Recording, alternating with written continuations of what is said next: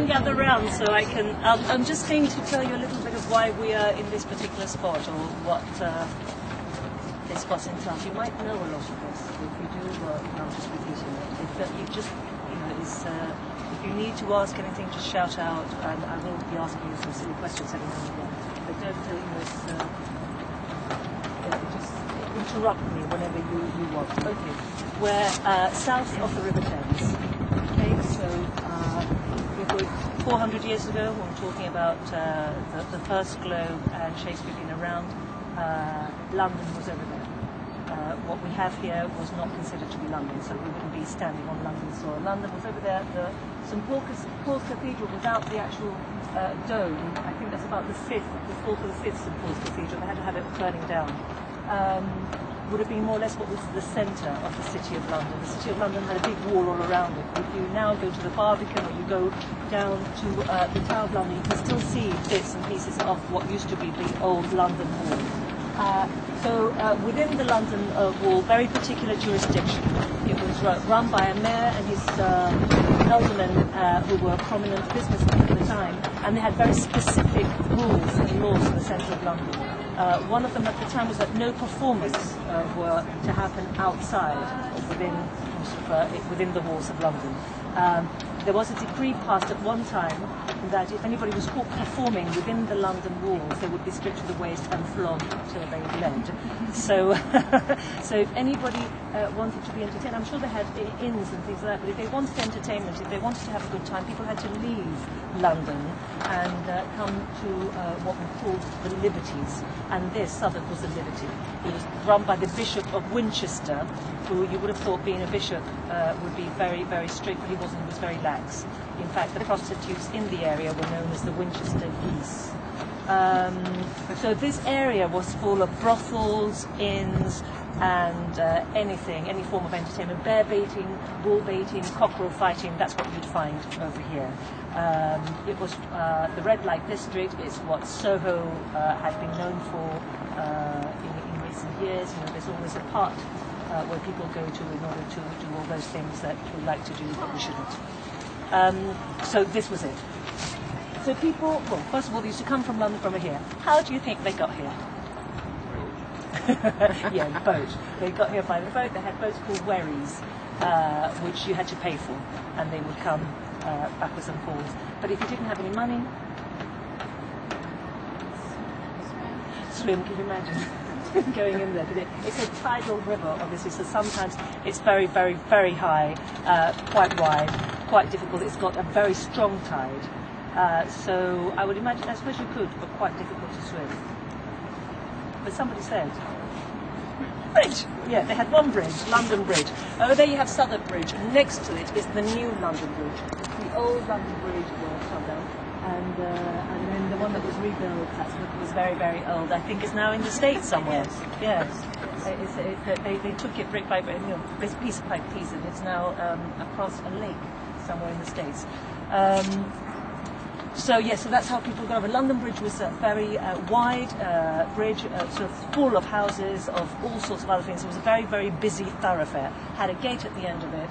Those gates would be locked, because London also had a curfew, so at certain times the gates would be locked. Nobody could come into the city or get out of the city. The gates also had great big beam poles at the end of it, where the heads of traitors and people that had behaved badly would be stuck to warn people coming into London to leave. Otherwise they could end up like that. But also, apart from, I said that meant that they came here to see bear baiting and bull baiting. There's also people would come from the outskirts of their squares and the markets would be just outside the city of London. You can still go to Borough Market today, which is about 400 years old. And except now today it's very sort of smart and has lots of organic products and things like that. At the time, I suppose it would have been everything that came into from the small holes and things outside of the city. Does anybody know what bear baiting and bull baiting and all those things are? Shall I tell you? Yes, so it's just bears against dogs, dogs against bulls, and cockerel fighting. An interesting thing for me about cockerel fighting is that, it's two cockerel fighting together and they tend to stab each other with their spurs, is that when a cockerel has had enough of fighting and doesn't want to fight anymore, it goes around the other cockerel and it makes the sound of a chicken. And that's just interesting to me, because what do we call people who are really nasty when they're running away from fights? That's where it comes from. And it's just interesting how the language builds up. There's lots of little bits and pieces of what we've taken on and what we've kept. And in fact, in every language, that's the case, which is interesting too. So yeah, so this is where they're coming. Initially, people weren't coming here for theatres, performance, for establishments like this, because they didn't exist.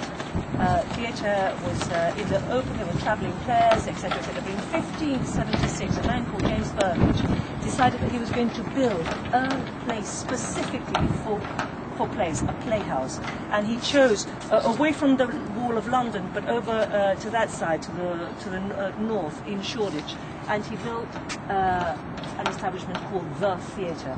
It was extremely popular, so popular that about a few years afterwards, another theatre popped up right next door to it called The Curtain, and within 5 or 6 years of The Theatre having been built, suddenly there were loads of theatres, particularly down here. We had the Rose, the Swan, you had, I said, the Curtain and the Theatre there, and many others who have popped up, all outside of the walls of London. That was very, very popular and did very well for 20 years. When Shakespeare, we don't know exactly when Shakespeare was in London, but when he arrived, when we hear of him, he is at the theatre and he's acting and writing for the theatre. After 20 years of having the land leased, the landlord decided that he was not going to renew the lease of the theatre, and he threw the company out. So they found themselves to be homeless. The company didn't like this, obviously. So one Christmas holidays, whilst the landlord was away for his Christmas holidays, the whole company, including a carpenter called Peter Street, went over to the theatre and pulled it down. And they pulled it down and took all the timbers, stored all the timbers in Peter Street's carpentry place just across the river here. And then later on in 1599, having bought or leased another piece of land here right next to the Rose Theatre, they carted all the timber from the theatre over to the piece of land that they had bought, and they erected another theatre which they called the Globe. So the Globe, first Globe, was built with the timbers from the first ever theatre. Which was James Park Street. Sorry? It's just a few blocks. Yeah, it's just literally Park Street over there. It's just a little bit further down the road. When, well, I'll tell you about that in a little while. But that's where the Globe was. And I mentioned that, of course, because Shakespeare wrote most of his plays, or the majority of the plays, for that specific theatre, which is what this one is trying to be. So now this is the third Globe. The first Globe burned down in 1613. It was rebuilt again. But this one was built in 1997, so it's a new building. If you turn around and you see the timbers and you see those little pegs, the little round holes that you see around, those are the wooden pegs that hold the timber together. That's it. That's what holds the structure together. You then have the white wall bits there, that's lime, plaster, and goat's hair, yeah. Goat's hair. It used to be cow's hair 400 years ago, but I think cows have shorter hair now. unless you're a particular one of those long-haired Scottish cows. But and apparently a German student's hair also decided to donate some of his hair while he was here as they were building it. But that's what holds this theatre together. It has a thatched roof, as you can see up here, which is as it's trying to be as close as possible to the first Globe. The first Globe, the company not having much money, built it with a thatched roof. Later on, when it burned down, they built it with what was then considered to be better roofing, which was a slate roof. But this one, trying to be faithful to the first one, has got thatched roof. This was called, of course, was the inspiration, the great one of an American, a man called Sam Wanamaker, who came to London and looked for the monument to Shakespeare, couldn't find it because there wasn't one. He thought that was outrageous. The international, known playwright, poet, should not have some sort of monument to his work. So he made it his life ambition to create a monument to him, and he decided it was going to be a theatre. He went after many trials and tribulations. He was able to get this piece of land, then build this theatre, but unfortunately he died before it was finished, so he never got to see the finished product. his architect, Theo Crosby, who met in 1960 and who shared his dream, died a few months after him. So both these men that are most of their lives to get this place going actually didn't see the finished product. They only saw a bay. But at least they knew that it was being built, and it's what they wanted. I think that extraordinary spirit still maintained, still here, and I think that everybody will come from all over the world. But there's something, I haven't been here for a while, for about 3 or 4 months, but I come back and immediately I get very excited about being in this space again. So that's the story of just out here. Of course, if we were here 400 years ago, we'd be standing in the river. So this couldn't be here, because the river, that's what holds the river back, that quite big wall there. And, you know, we would be critical there, so we're only allowed to take land away. It would have been a very busy river, apart from boats from all over the world coming in. Also, people would be making their living on the shore. So that's why, obviously, I was saying there's lots of pubs and lots of brothels and lots of everything else, and also lots of people just working. And in fact, the thatch on the roof is the pig they picked out from the weeds of the roof. Now they come from Suffolk, from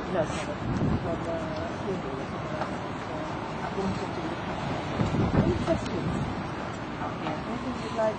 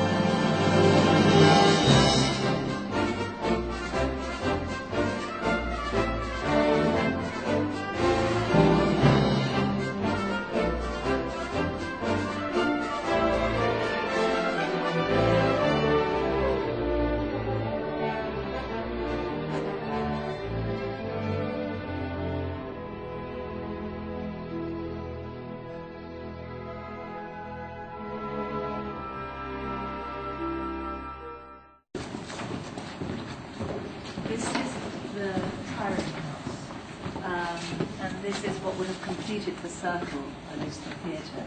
And I imagine that then from then out there would be the street again, or it would just be doors to the outside. This is where the actors would change and retire, hence Tiring House, retire from the stage and coming in. Also where they would put on their attire, their clothes.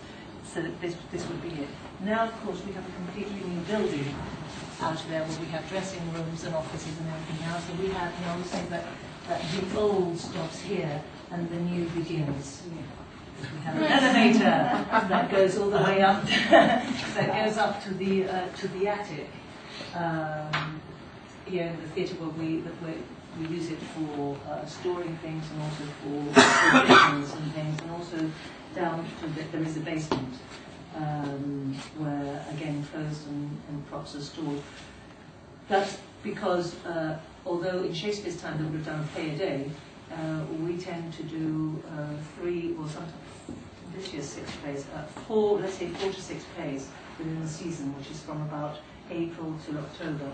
And then once we're in performance, we might have 2 different shows or every day. So you have a show in the afternoon, you have Macbeth in the afternoon, and Antony and Cleopatra in the evening, and then the next day you might have Romeo and Juliet.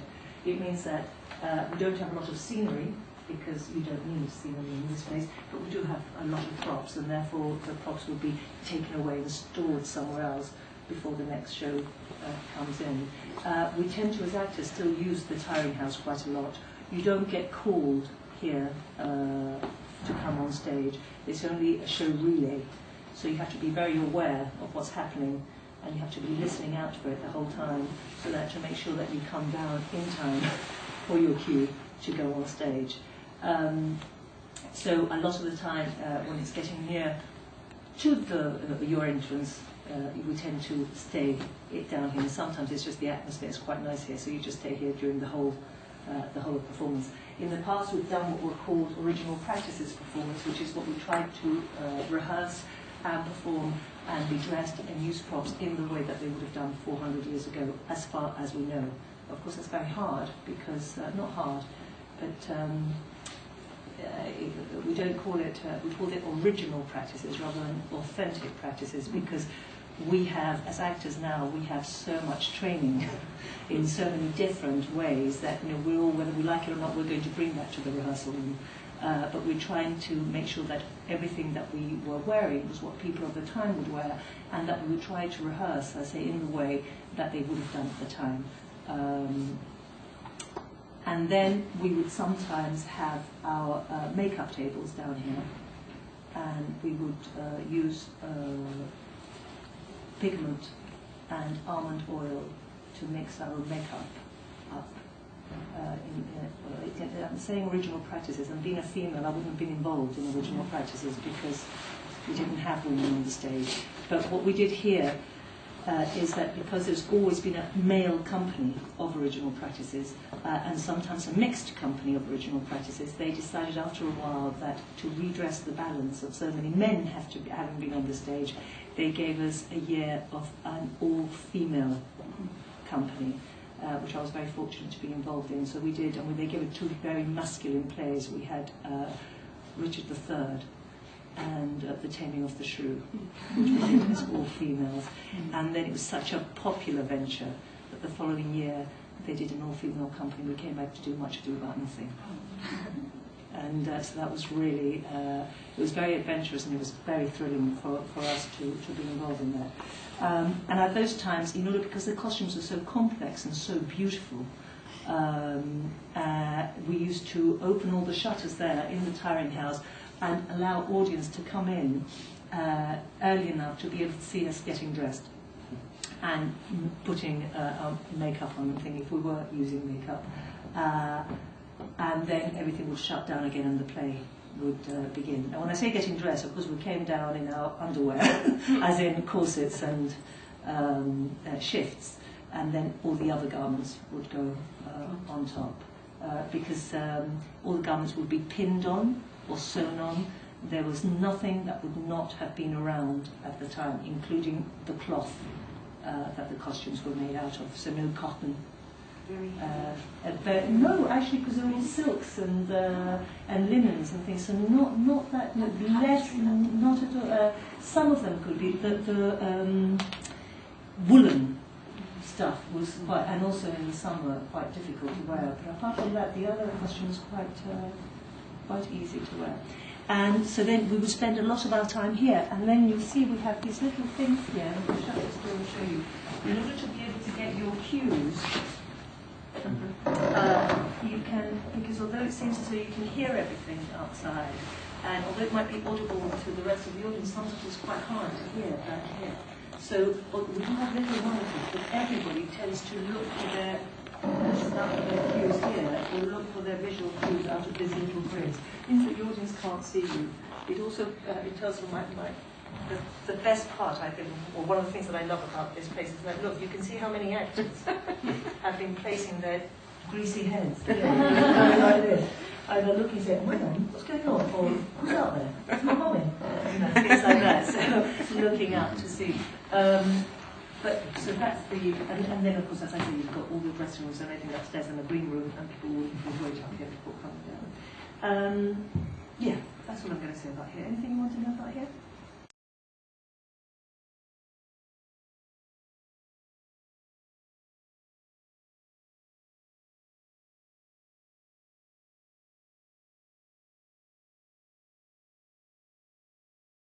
Little bay straight into the balcony. Do you see? There would be like little boxes. They're what would be called the Lord's Room, and it's where the Lords would take privileged place, go and sit down. They're the most expensive seats in the whole theatre 400 years ago. Today, we're not using them. We used to use them in the past, and they were always open to friends and family and people working in the theatre, and they were their free seats, as it were. but they haven't been used for a while, which is a shame. I love it up there. Okay, and before I go into anything else about the theatre, I'm going to ask you a few questions. What's the first thing you noticed when you came in? Because if you start telling me, then I can comment on it. The area for the groundlings to stand was a lot smaller than I imagined it. So the grounds is smaller than you thought? Really? Yeah. I thought it was huge. Really? Yeah, I thought it was bigger than I imagined it would be. You thought it was bigger? Interesting, so different people. Say that again, Lara? You thought it was smaller? Yeah. Yeah. Yeah. Interesting. Marble. The marble, yeah. Anything else? Is it? It's not real. We'll have to talk about that in a minute. Yeah. So there's the smallness, the bigness of it, the marble. What else? The ceiling, the painted ceiling. Yeah. Anything else? The fire extinguishers. Yeah. Where? I didn't even notice that. Oh, I see. Yeah. No. No. Shakespeare in Love, everybody thinks when they come to the theatre, they said, but is this really where Shakespeare in Love was filmed? No. Shakespeare in Love was a set. And Dame Judi Dench bought the set and think they donated it to a drama school outside of London. So somewhere, in a drama school somewhere, there is the set for Shakespeare in Love, which must look very similar to this. But it was a set. It was... Was it really Shakespeare in that movie?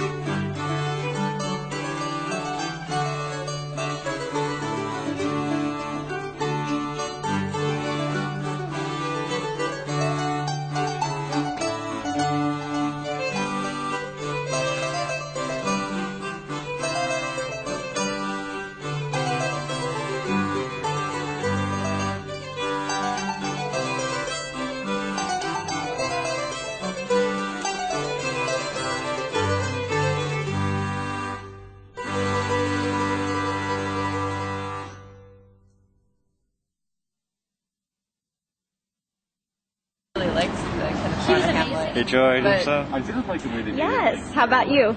Okay. We are waiting in line You did or did? I did. for Othello. So, Steve, what was your favorite experience so far on our trip? I think so. The Globe Theater, probably. Mainly the looking around the museum and such. How did you feel about acting on stage? It's so funny what seems And I wasn't like, I don't really like acting, but it was kind of a cool experience to be on the Globe Theater stage. Half and kind half. of. I mean, we did like analyze it too, but it was like, how would you? What grade were you? So great.